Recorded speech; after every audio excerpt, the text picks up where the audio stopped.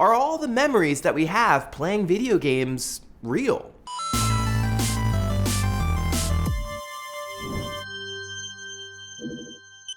Last year, my wife and I went to Argentina and came back with a bunch of incredible photos. Really amazing country. I loved walking all of the tree-lined streets, meandering from plaza to plaza, and climbing to the top of the Palacio Barolo. But what's common about all of these memories is that they're real things that happened to me, and I captured them all with my camera. So it's odd, as someone who plays a lot of games, that the memories of things that I did in games are equally vivid memories. My buddy saving me in Far Cry 2, the scream of Luca's mother in Chrono Trigger, speeding down the highway in Alderney at dusk, blasting LCD sound system in Grand Theft Auto 4, en route to take down Jimmy Pecorino. Incredible, right? What's weird is that I remember these moments as lived experiences, not as played ones. When I recall them, I simply see the actions as they happened. I couldn't tell you what my fingers were doing at the time or what TV I was watching. And as a mediated experience, video games are unique. Unlike, say, remembering a favorite scene in a film, you're ostensibly the one on set, performing the script. And this is an important distinction. When you recall a scene from a movie or a book, it doesn't feel personal. It doesn't feel like I did it. Whereas when you play a game, the memories often feel deeply personal.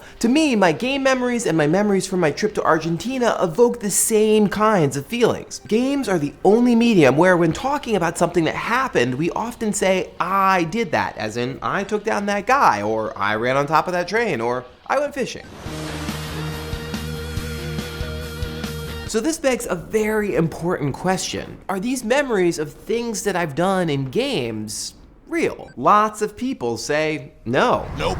One might argue that game experiences are not real in a sense because I thankfully didn't do or see or strangle those things in real life. In fact, that's a common critique leveled against games, that they supplant real world experiences with fake ones. So of course you would say that the memories of those experiences aren't real at all. And yet, my memory of walking up to the Marquez house for the first time feels as vivid as walking in the streets of Palermo or biking the canals of Amsterdam. Writer Tom Bissell argues that, quote, games give us real experiences, not surrogate experiences, many of which are as important to me as any real memories. So clearly there are two sides of the debate, but maybe we're not looking at this the right way. Maybe there's a third option that we haven't even considered yet. But before we go any further, we should talk a little bit about how memory works. I don't want to get too bogged down in the neuroscience of it, it's not my specialty, and Vanessa over at Braincraft has a great video on memory that you should check out. But here's what's really important to understand about memory. The brain does not work like a filing cabinet that allows you to perfectly retrieve memories at will. And memory is a creation that's constantly morphing and changing over time.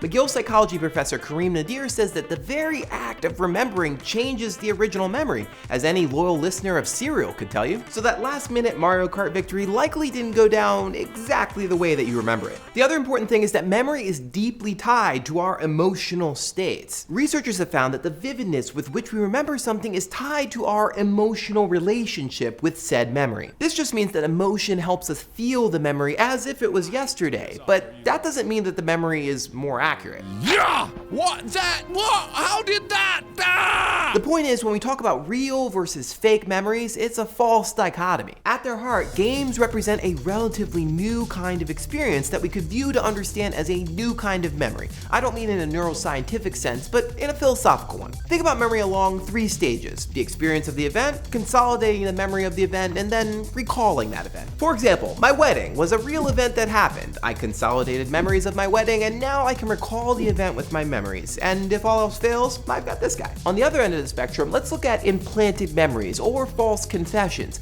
In those cases, the experience did not happen, and you're consolidating a false event. However, your recall evokes the same feeling as though it had actually happened to you. And this happens way more than you might think. It's kind of scary. Watch this amazing TED Talk from psychology professor Elizabeth Loftus for more examples. Games, however, are a very strange third option. They're fake experiences in that you didn't actually kill hundreds of Nazis in Wolfenstein, but you're consolidating memories of a real event because you did play the game and you did lead a resistance against General Deathshead. And the recall of the memories evokes a real emotional response, such as remembering the times that you were with Anya. In your recall, you're combining a simulated experience with a real encoding of events. So probably the best way to think about the realness of our game memories is kind of like dreams. We have emotions tied to our dreams, but we know that they're not real in the sense that other people can confirm them as shared events. But that doesn't mean that they didn't happen, as anyone who suffers from nightmares can tell you. Moreover, dream researchers like Jane Gackenbach suggest that dreams and games may serve the same purpose. They allow us to model behaviors that we might need in the real world, but within the safety of their unreality. So anyone who says that game memories aren't real is kind of missing the point. In the grand scheme of things, games are a relatively new medium, which means our memories of our experiences are new as well. But just because they're new doesn't mean they're not as real or as valuable or as meaningful as any memory from my waking life. So what do you think? What are some of your most vivid game memories, and do they feel as real to you as things that you've done in the real world? Hash it out in the comments, and if you like what you saw, please subscribe. I'll see you next week.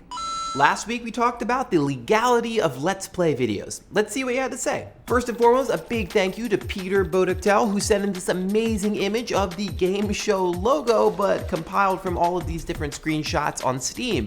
Incredible work, Peter. Thank you so much for sending that in. There's a link to the image in the description. Sedona Parnham leaves an amazing comment, a comment so good I wish I had included it actually in the episode. Sedona points us to the curious case of Irv Novick, who is a comic book artist. He worked for DC Comics, and whose work became part of Roy Lichtenstein, who's a very famous 20th century painter. It became something that Roy built upon and sort of adapted in his own particular style. Roy ended up selling the work for millions of dollars, and Irv did not make quite as much money. Sedona goes on to point out, I think this is a really good comparison to sort of what's happening with Let's Players. You have this like high end of the spectrum of Let's Players who are making a lot of money, but the creators themselves, whose work serves as the inspiration for these Let's Play videos, they're not making quite so much. And it does ask this question. Sedona says that she has a friend who doesn't really buy games but watches them for free. It does sort of raise this larger question, like what's our responsibility to the creators themselves? Because if there isn't enough money for creators to make games, then there will be no Let's Play videos, or if the quality of the games that are made aren't very high, I guess, I don't know, then we'll end up with really crappy Let's Play videos. Regardless, it's a really good question Sedona asks, and yeah, it should be food for thought for all of us. Drackar takes issue with me saying that no one's been talking about the legality of Let's Play videos. Yes, I know that that's something that Let's Players have been discussing. By no one, I mean like case law, like lawyers, like ultimately people who will decide whether or not something's legal or not. So that's what I meant by it, that there hasn't been as much of a, I personally was surprised that there haven't been court cases and things like that. Maybe there never will be, I sure hope so. But yes, I understand where you're coming from. I'm being a little hyperbolic.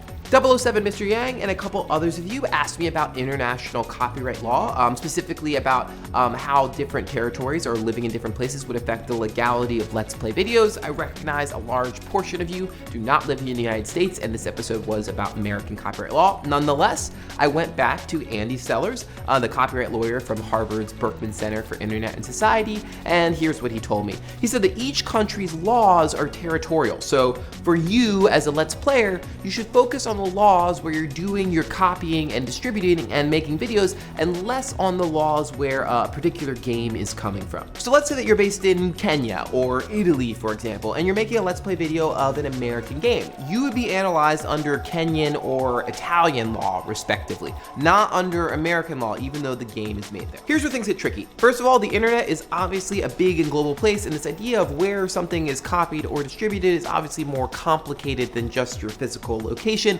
And also the, large companies like EA or Activision, they have offices all over the place. So it's not just a situation where it's like, oh, this is an American company, for example. These things get really complicated. What's interesting about the legality of Let's Play videos is that it reflects the global nature of games, not just in terms of creation, but also in terms of distribution and commentary. It's something that's done by lots of different people all over the world. So it'll be really interesting to see how this plays out in the future.